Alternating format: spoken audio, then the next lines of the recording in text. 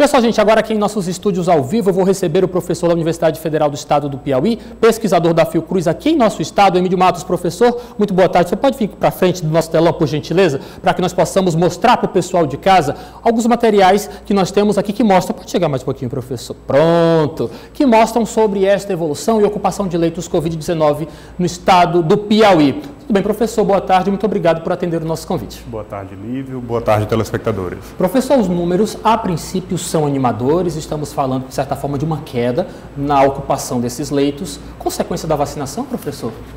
Consequência direta da vacinação. A gente tem, em março, a gente chega na saturação do sistema de UTI e agora a gente começa a ver que, de fato, esse sistema está dando uma folga. Alguns territórios de saúde estão em verde no mapa, que tem uma folga maior, que tem um maior número de leitos disponíveis. Vamos ver esse mapa então, Rafael, por gentileza. Pode soltar o mapa aqui no nosso telão, porque o professor vai apresentar as características Piauí afora. Professor, fique à vontade. Bom, a gente tem aqui o mapa do estado do Piauí, e para o que o telespectador entenda, a gente tem aqui uma gradação de cores. Em roxo eu tenho a saturação, 100% de ocupação. Em verde eu tenho o melhor cenário, em torno de 50% de taxa de ocupação. Então, como eu estava dizendo, em março, abril, o mapa inteiro estava praticamente roxo. E aí a gente vem, à medida que vai avançando com vacinação, a gente vem melhorando a capacidade de atendimento, e a gente tem hoje o litoral do Piauí, o território planície litorânea em verde, de fato, melhorando bastante a situação lá. A gente lembra que foi o território que ficou a maior parte do tempo com 100% de ocupação. E os outros territórios centro-norte do estado também melhorando em amarelo. Teresina está na área amarela. Teresina está aqui na área amarela, é o território entre rios, que é coordenado pela capital, por Teresina, então, de fato, melhorando bastante. A gente tem, por exemplo, dados do Hospital Getúlio Vargas, que é o hospital que recebe o maior número de pacientes, com redução de 70% de internação. Nossa, que bom, uma redução professor. Importante. Ainda preocupante, o sul do estado. Então, a gente tem o território aqui, ali da região de Floriano, da região de Uruçuí, que está ainda preocupante. Floriano é uma situação bem delicada desde sempre. Muito delicada desde sempre. Mas o finalzinho lá do mapa, o sul, de fato, do Piauí, começa também a dar sinais de melhora. Portanto, nós precisamos nos manter vigilantes para que, de fato, isso seja sustentado e a gente possa sair dessa situação o mais breve possível. No extremo sul do estado do Piauí, nós temos também uma realidade que, historicamente, não contava com essa assistência de leitos de UTI para os moradores desta região. É por isso também que nós encontramos essa situação mais delicada no sul? A fragilidade do sistema de saúde no interior do Piauí é histórico. Aliás, é histórico no Brasil. A gente centraliza a rede de atendimento de alta complexidade nas grandes cidades, no caso do Piauí, em Teresina. E isso se reflete também na pandemia. Então, a gente tem, de fato, uma fragilidade maior no interior do estado. E por que é importante falar para o telespectador? Não basta levar equipamento, precisa ter equipe extremamente especializada. Multidisciplinar. Multidisciplinar. Então, você formar essas pessoas leva um bom tempo. A gente tem, por exemplo, a Universidade Federal do Piauí, só recentemente, com o curso de medicina em Picos, que está começando as primeiras turmas a entrarem nos últimos ciclos de estudo. Então, de fato, leva-se um tempo para formar e é preciso investir em descentralizar a rede de atendimento para todo o estado do Piauí. Eu entendo. Nós também temos aqui uma outra imagem que o professor Emílio encaminhou para a nossa equipe de produção. Professor, fique à vontade, nós queremos compreender melhor. Bom, vamos lá então compreender melhor aqui. A gente tem aqui uma série histórica desde o começo da pandemia, lá no começo do ano de 2020. Aqui na parte superior da tela a gente tem a média de casos novos por 100 mil habitantes. E na parte inferior da tela, a gente tem a média de óbitos por 100 mil habitantes do território entre rios, que é o território onde fica Teresina. Então, o que é que a gente percebe, Lívio? Lá ainda em julho do ano passado, a gente tem o primeiro pico da primeira onda. Depois, a gente vai caindo o número de casos.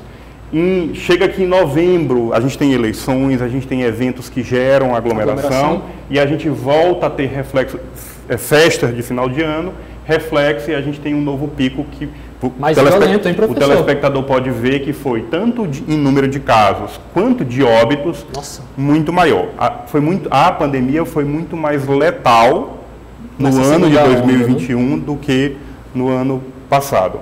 E aí aqui, o telespectador pode observar essas linhas pontilhadas que estão aqui na tela, são marcadores, são indicadores do Centro de Controle e Prevenção de Doenças norte-americano, que mostram que nível está a pandemia e quando de fato é seguro. Então, essa linha verde, abaixo de 10 casos por 100 mil habitantes, é que a gente considera de fato que a pandemia está sob controle. Então, a gente está se aproximando em número de casos, mas importante, se a gente olhar aqui para o cantinho, em número de óbitos, a gente percebe uma queda vertiginosa de número de óbitos, e abaixo dessa linha verde, de fato, um efeito direto da vacinação. Então, a gente começa a vacinar ali em finalzinho de janeiro, com poucas doses, a gente vai avançando lentamente, mas já com um reflexo de redução de óbitos naquela população que recebeu 2 doses.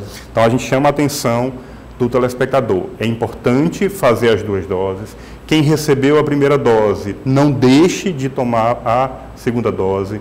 A gente faz um convite, porque tem um percentual grande de idosos com mais de 80 anos de idade que não voltou para a segunda dose, e essa população, frequentemente, ela precisa do apoio de cuidadores, familiares, de cuidadores profissionais, que essa família se organize para levar esse idoso, essa pessoa idosa para vacinar, porque de fato tem um reflexo importante, a gente está mostrando aqui nos números, queda bem drástica, né? Em óbitos.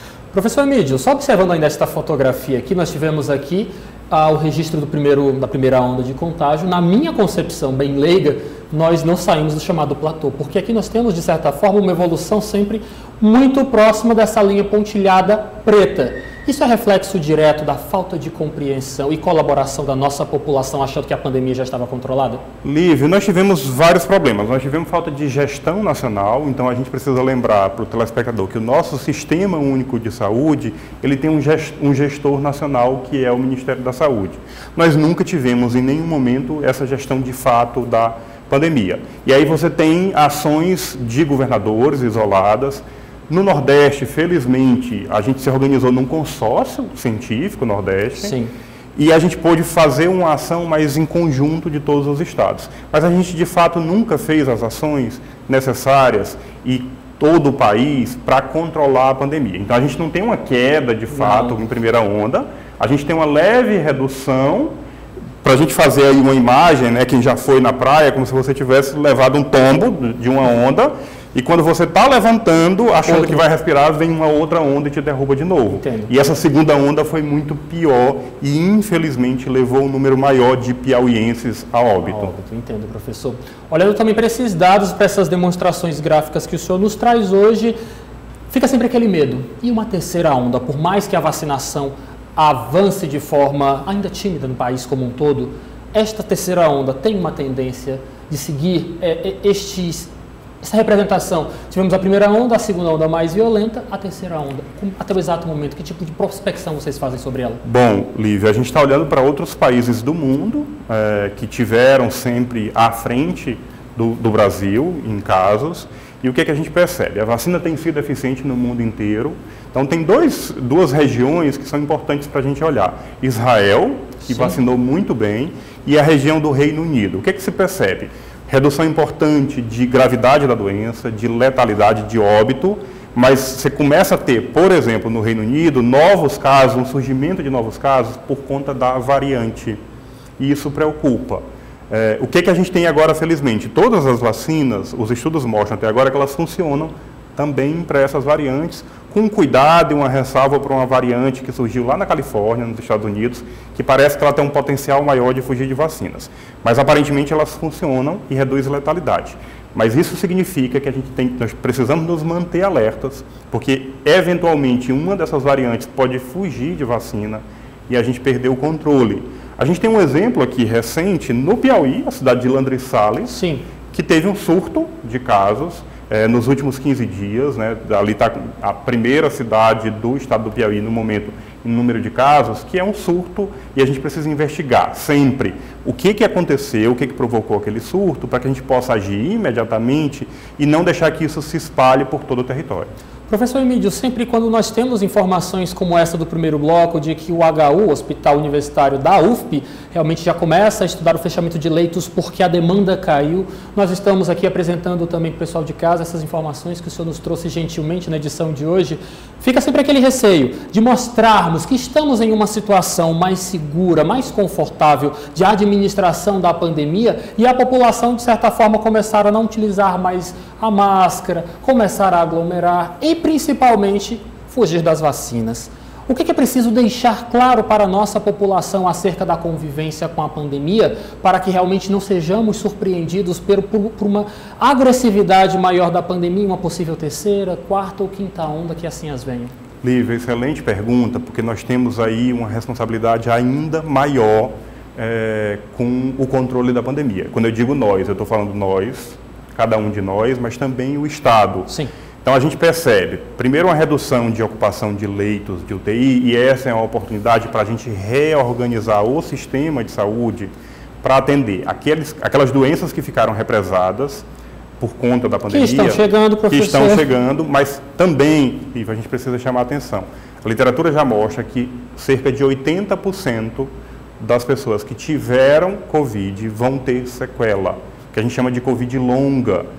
80% é um número muito grande. A gente precisa reorganizar o sistema de saúde, a atenção básica, as UBSs, para receber essa população, fazer triagem, encaminhar para média e alta complexidade. E, Lívia, a gente começa a ter uma movimentação de retorno presencial das aulas. É fundamental que isso seja bem planejado. Nós não podemos esquecer que os nossos alunos de universidade pública, da escola pública, eles andam de ônibus.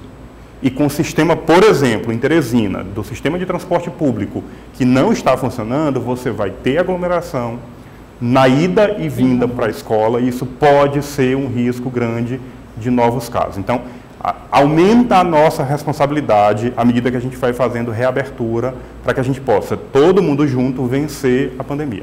Professor Emídio Matos, muito obrigado pela sua participação. É sempre um prazer lhe receber aqui em nossos estúdios e, é claro, contar com a sua colaboração no combate, na orientação da população sobre a pandemia do novo coronavírus. Espero lhe encontrar em outras oportunidades, viu? Lívia, agradeço. Boa tarde ao seu telespectador e é um prazer te encontrar no Estúdio Novo agora. Obrigado, seja muito bem-vindo, viu, professor? Boa tarde.